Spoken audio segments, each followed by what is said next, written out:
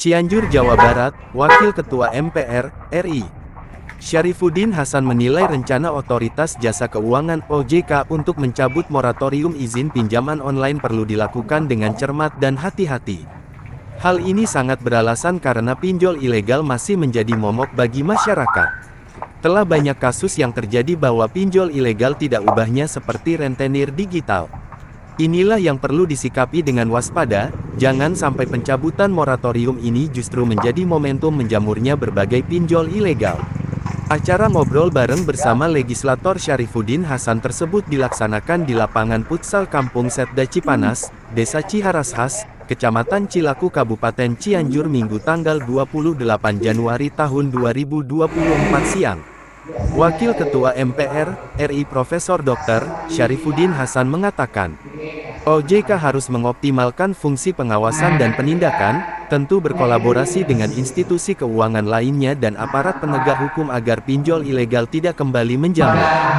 Meskipun kapitalisasi dana yang tercatat dalam transaksi pinjol ini cukup fantastis, namun aspek penegakan hukum juga menjadi faktor yang sangat penting. Ini bukan sekedar perkara jumlah transaksi, namun perlindungan terhadap rakyat, tutur politisi senior Partai Demokrat ini. Menurutnya, sudah banyak korban harta bahkan jiwa akibat terjerat pinjol ilegal. Terus saja berjatuhan dari tahun ke tahun.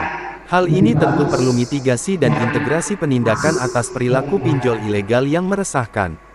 Tingginya bunga, kerumitan layanan pengaduan, serta penggunaan kekerasan psikis dalam penyebaran data peminjam adalah hal-hal yang perlu diatensi oleh pemangku kebijakan. Kebutuhan masyarakat atas dana mendesak harus sejalan dengan perlindungan hukum dan harkatnya. Profesor di bidang manajemen koperasi dan UMKM ini menilai, pemerintah perlu lebih masif melakukan sosialisasi dan edukasi kepada masyarakat terkait penggunaan dana darurat. Jika pilihannya kredit itu untuk kebutuhan yang bersifat konsumtif, maka sebaiknya kita perlu menahan diri dan memilah prioritas. Seharusnya pinjaman diarahkan untuk kebutuhan produktif, seperti investasi dan modal usaha. Ini sekaligus menjadi otokritik, mengapa pembiayaan ultramikro yang bisa diakses pada lembaga perbankan dan badan layanan umum kalah tenar dibandingkan pinjol. Saya berpandangan pemerintah perlu lebih masif, jemput bola, dan melakukan asistensi berkelanjutan dalam praktek-praktek pembiayaan usaha. Publik harus diarahkan untuk menggunakan dana pada kebutuhan produktif. Pendanaan UMKM harus didukung dan dipermudah, tentu dengan mengedepankan legalitas yang sederhana. Semoga dengan demikian rakyat akan lebih banyak mengakses pada pendanaan ultramikro yang sejatinya sudah tersedia. Kuncinya pada sosialisasi dan edukasi, tutup Syarif. Reporter Arya TV Dian Nurdiani Arya Didal melaporkan dari Cianjur, Jawa Barat.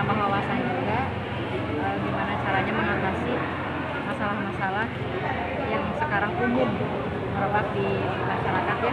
Pinjol itu udah nggak asing lagi ya bagi masyarakat awam, masyarakat di Indonesia, khususnya di Cianjur. Banyak yang terjebak pinjol. Alhamdulillah, mudah-mudahan tadi juga yang datang banyaknya dari generasi kaum milenial, jadi mungkin mereka bisa memahami lebih cepat gimana caranya mengatasi pinjol. Tadi kan udah dijelasinnya dari pemerintah pasti akan ada tindakan yang mungkin lebih ke arah positifnya, harus bagaimana tindakan untuk meminimalisir